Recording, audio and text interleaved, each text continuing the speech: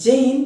पिछले क्लास में आप लोग को relation between kinetic energy and linear momentum पढ़ाया गया था। इस पे बहुत सारे न्यूमेरिकल भी करवा दिया गया था।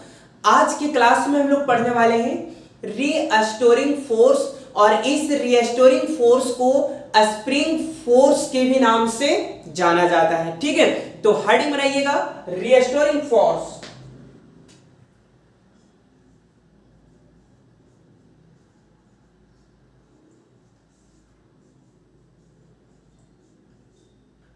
रीस्टोरिंग फोर्स, इसे स्प्रिंग फोर्स के भी नाम से जाना जाता है ना। देखिए, रीस्टोरिंग फोर्स को किस नाम से जाना जाता है?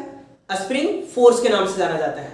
देखिए बाबू, अब ये स्प्रिंग फोर्स है क्या, तो ध्यान से सुनिएगा थोड़ा सा। मान लीजिए कि आपके पास कोई एक स्प्रिंग है और आप उस स्प्रिंग पे मान लीजिए क्या लगा रहे हैं, फोर्स लगा रहे हैं। तो बाबू, जब आप उस स्प्रिंग पे फोर्स लगाइएगा तो स्प्रिंग का शेप में तो कोई परिवर्तन होगा, है ना। स्प्रिंग में परिवर्तन क्यों हुआ? क्योंकि आप उस पे फोर्स लगाए। लेकिन जैसे उस स्प्रिंग पे आप फोर्स लगाना छोड़ दीजिएगा, स्प्रिंग जो है पुनः अपने ओरिजिनल शेप में आ जाएगा। तो बाबू, स्प्रिंग अपने ओरिजिनल शेप में आने के लिए या स्प्रिंग अपने ओरिजिनल शेप को लाने के लिए उसे जो फोर्स की रिक्वायरमेंट हुई, उसे जो फोर्स की जरूरत हुई, उसी फोर्स को रीस्टोरिंग फोर्स कहा जाता है ना। ध्यान से सुनिएगा, या स्प्रिंग फोर्स कहा जाता है। जैसे कोई स्प्रिंग था, उस स्प्रिंग पे आप फोर्स लगाए तो बाबू स्प्रिंग का तो शेप तो चेंज होगा ही, लेकिन जैसे उस स्प्रिंग पे आप फोर्स लगाना छोड़ते हैं, स्प्रिंग जो है वो अपने ओरिजिनल शेप में आ जाता है। तो स्प्रिंग अपने ओरिजिनल शेप को लाने के लिए, स्प्रिंग अपने ओरिजिनल शेप को लाने के लिए स्प्रिंग को जिस फोर्स की रिक्वायरमेंट हुई या स्प्रिंग को जिस फोर्स की जरूरत हुई ओरिजिनल शेप में लाने के लिए, उसी फोर्स को रीस्टोरिंग फोर्स या स्प्रिंग फोर्स के नाम से जाना जाता है। क्या नहीं समझ में आया? अच्छा ठीक है, कोई दिक्कत नहीं है। देखिए, ध्यान दीजिए थोड़ा सा। देखिए, मान लीजिए ये कोई स्प्रिंग नहीं, रबड़ है ना। देखिए, लेकिन मान लीजिए ये स्प्रिंग है। देखिए, रबड़ दिख रहा है? हाँ, बिल्कुल दिख रहा है। देखिए, तो ये स्प्रिंग है। देखिए बाबू, इस स्प्रिंग पे हम फोर्स लगा रहे हैं, है ना। देखिए, इस प्रकार फोर्स लगा है। तो बताइए, जैसे हम फोर्स लगाए तो स्प्रिंग का शेप में परिवर्तन हुआ या नहीं हुआ? परिवर्तन तो हुआ। लेकिन बाबू, जैसे इस पे हम फोर्स लगाना छोड़े, ये स्प्रिंग अपने ओरिजिनल शेप में आ गया। तो बाबू, ओरिजिनल शेप में यानी ये स्प्रिंग अपने ओरिजिनल शेप में लाने के लिए इसमें जो फोर्स का रिक्वायरमेंट हुआ, उसी फोर्स को रीस्टोरिंग फोर्स कहा जाता है। देखिए, यहां पे दो तरह का फोर्स हम लोग कह सकते हैं बाबू, एक रीस्टोरिंग फोर्स और एक होता है डिफॉर्मिंग फोर्स। जैसे देखिए, जैसे मान लीजिए रबड़ ही, अब इस रबड़ पे आप फोर्स लगाए तो बताइए इसका शेप में कोई चेंज हुआ या नहीं हुआ? शेप में तो चेंज हुआ। तो जब किसी आप बॉडी पे या बॉडी पे फोर्स लगा रहे हैं, उस बॉडी का शेप में अगर परिवर्तन हो जा रहा है तो उस फोर्स को डिफॉर्मिंग फोर्स कहा जाता है। कौन सा फोर्स कहा जाता है? Deforming force. लेकिन जो अपने ओरिजिनल शेप में चला जाए, जो अपने ओरिजिनल शेप में चला जाए, उस फोर्स को हम रीस्टोरिंग फोर्स कहते हैं। जैसे बाबू, मान लीजिए इसकी अगर आप बात करिएगा, है ना। जैसे मान लीजिए एक बुक है, इस बुक पे हम फोर्स लगाए तो बताइए इसका शेप में चेंज हुआ या नहीं हुआ? शेप में तो चेंज हुआ। तो बाबू, इसके शेप में जैसे जब किसी बॉडी पे फोर्स लगा रहे हैं और उस बॉडी का शेप में अगर कोई परिवर्तन हो जा रहा है तो उसे डिफॉर्मिंग फोर्स कहते हैं। कौन सा फोर्स? Deforming force. और जैसे फोर्स लगाना छोड़े, ये अपने ओरिजिनल शेप में आ गया। तो ओरिजिनल शेप में जो आया उसे रीस्टोरिंग फोर्स कहा जाता है।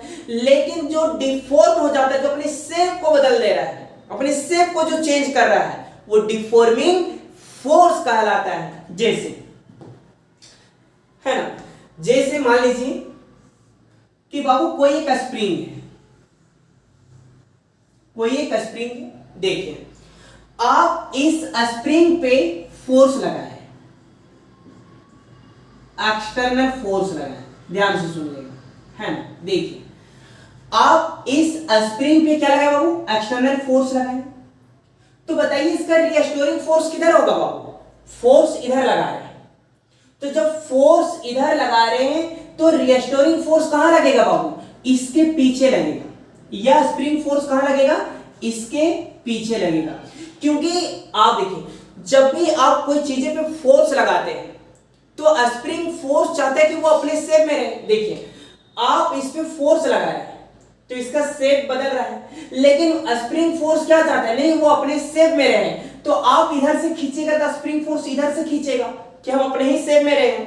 तो रीस्टोरिंग फोर्स हमेशा आपके फोर्स के अपोजिट लगेगा, हमेशा आपके फोर्स के अपोजिट लगेगा, और आपके अपोजिट लगने वाली फोर्स को हम क्या कहते हैं, स्प्रिंग फोर्स कहते हैं। ठीक है, जैसे देखिए अभी मान लीजिए इस स्प्रिंग को आप खींच रहे थे, है ना, इस स्प्रिंग को खींच रहे थे और ये स्प्रिंग जो वो इतना खींच गया, तो पहले ये बताइए जब आप स्प्रिंग को खींच रहे थे तो स्प्रिंग में कोई बदलाव हुआ या नहीं हुआ, स्प्रिंग के शेप में तो बदलाव हुआ, तो जिसके शेप में चेंज हो, जिसके शेप में चेंज आ जाए वो डिफॉर्मिंग फोर्स कहलाता है, लेकिन जो अपने शेप में रहे, जो अपने शेप में रहना चाहता है उसे कौन सा फोर्स कहते हैं, स्प्रिंग फोर्स कहते हैं, है ना।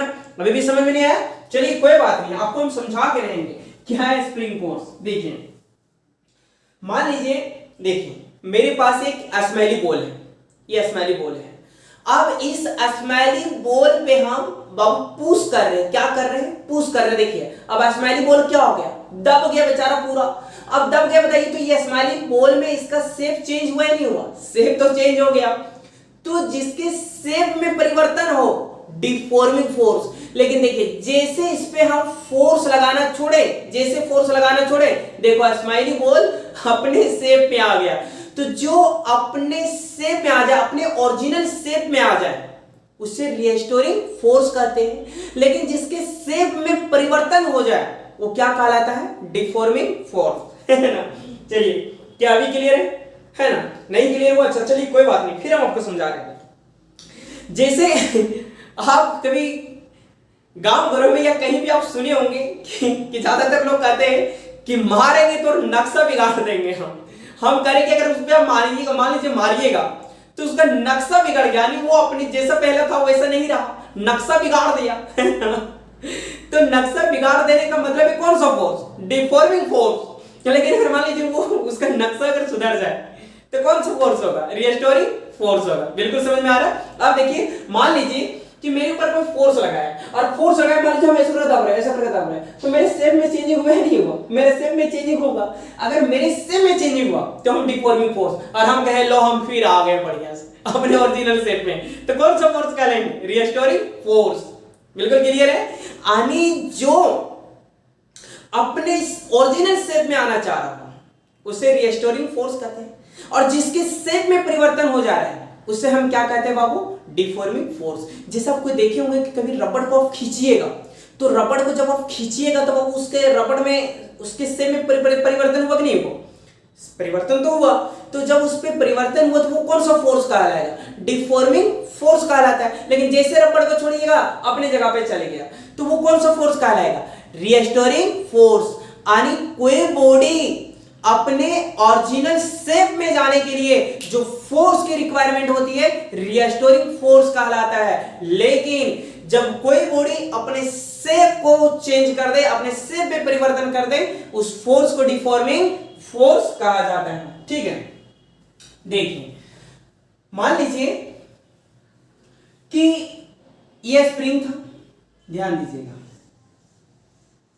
यह स्प्रिंग था, है ना, आप फोर्स इधर लगा रहे हैं, स्प्रिंग पे फोर्स इधर लगा रहे हैं, तो रीस्टोरिंग क्या चाहता है, रीस्टोरिंग फोर्स क्या चाहता है कि नहीं हम अपने शेप और साइज में रहेंगे, तो आप इधर से खींचिएगा और रीस्टोरिंग फोर्स इधर से लगेगा, यानी स्प्रिंग फोर्स जो है वो आपके अपोजिट लगेगा, है ना। तो कहने का मतलब है बाबू जितना आप इस स्प्रिंग को खींचिएगा इसका डिस्प्लेसमेंट बढ़ता जाएगा, इसका डिस्प्लेसमेंट बढ़ता जाएगा, तो जितना डिस्प्लेसमेंट बढ़ेगा उतना ही रीस्टोरिंग फोर्स तो भी बढ़ेगा, रीस्टोरिंग फोर्स थोड़ी ना छोड़ेगा।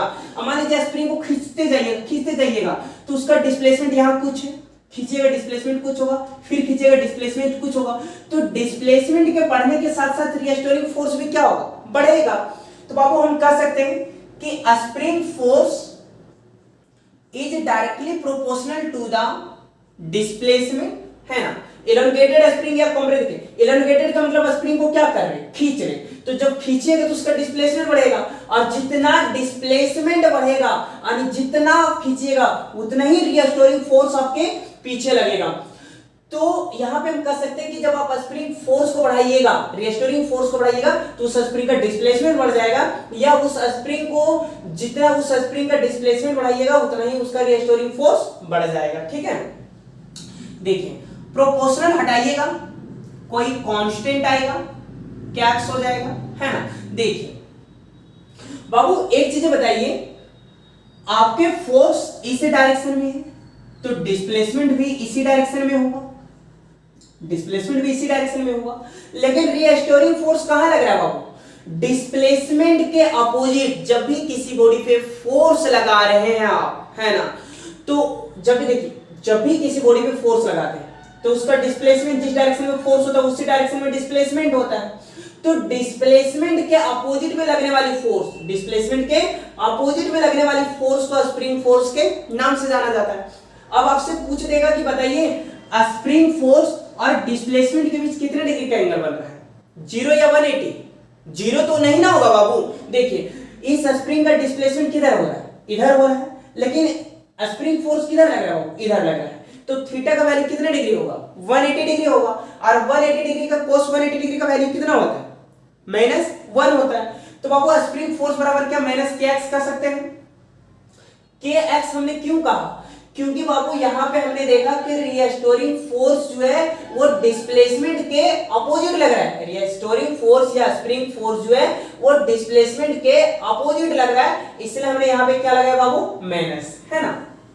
देखिए आनी ये स्प्रिंग फोर्स का फॉर्मूला हो गया, स्प्रिंग फोर्स बराबर -kx, where k is constant, constant is called constant spring, constant spring. ध्यान दीजिएगा, स्प्रिंग फोर्स बढ़ाइएगा डिस्प्लेसमेंट बढ़ेगा, प्रोपोर्शनल हटेगा क्या आएगा, माइनस क्यों लगा, क्योंकि डिस्प्लेसमेंट के अपोजिट स्प्रिंग फोर्स होता है, इसलिए हमने यहां पे क्या लगाया बाबू, माइनस। तो जब भी अब आपसे पूछा जाएगा स्प्रिंग फोर्स बराबर फॉर्मूला क्या होता है, -kx होता है। ठीक है, k क्या है, कांस्टेंट है, किसका कांस्टेंट है, कांस्टेंट स्प्रिंग का, है ना। चलिए यहां पे लिखिए तो फटाक से स्क्रीनशॉट कीजिए, बढ़िया से सवाल करा रहे हैं, लिखिए यहां तक स्क्रीनशॉट कीजिए। चलिए गुड, देखिए अब थोड़ा सा देखिए, लिखिए एक छोटा सा आइडिया बना लीजिएगा, unit and dimensional, unit and dimensional of constant spring है, यूनिट एंड डायमेंशनल ऑफ के क्या है, कांस्टेंट स्प्रिंग, है ना। अच्छा बड़ा सा लिख देते हैं, है ना। वी नो दैट, हम लोग जानते हैं कि F बराबर फॉर्मूला था -kx। बाबू यहां से अगर k को निकालिएगा, क्योंकि यूनिट जो निकालना बाबू वो k का निकालना है, तो k को निकालिएगा क्या हो जाएगा, F/x। यूनिट में आप माइनस लेके चले या ना चले इससे कोई फर्क नहीं पड़ता है। देखिए यूनिट ऑफ k, है ना, कांस्टेंट स्प्रिंग का यूनिट, फोर्स यानी बल को किसने दिया, न्यूटन ने दिया। x क्या है, डिस्प्लेसमेंट, और डिस्प्लेसमेंट को किस में मेजर करते हैं, मीटर में। तो क्या हो जाएगा बाबू, फोर्स का न्यूटन, डिस्प्लेसमेंट का मीटर। x तो डिस्प्लेसमेंट है ना, तो न्यूटन पर मीटर। क्या इसको ऐसे लिख सकते हैं, न्यूटन पर मीटर लिख सकते हैं। न्यूटन मीटर मिलके जूल बनता है, लेकिन न्यूटन पर मीटर मिलके कुछ नहीं बनता है ना। देखिए सीजीएस लिखिएगा, तो सीजीएस यूनिट ऑफ के, न्यूटन की जगह क्या आ जाएगा, डाइन, और मीटर की जगह क्या हो जाएगा, सेंटीमीटर। ठीक है, देखिए डायमेंशनल फॉर्मूला ऑफ के, फोर्स का क्या हो जाएगा, mLT-2, और डिस्प्लेसमेंट क्या हो जाएगा बाबू, एल। देखिए फोर्स का रिलेटिव माइनस 2 और डिस्प्लेसमेंट का डायमेंशन क्या होता है, एल। एल से एल कटा तो बाबू क्या बचा, एम एल नॉट। मतलब देखिए एल नॉट का मतलब वैल्यू क्या होता है, 1 है ना, यानी इसका कोई डायमेंशन नहीं होता है। टी माइनस क्या हो जाएगा, 2। ठीक है, चलिए स्क्रीनशॉट करके लिखिए इसे।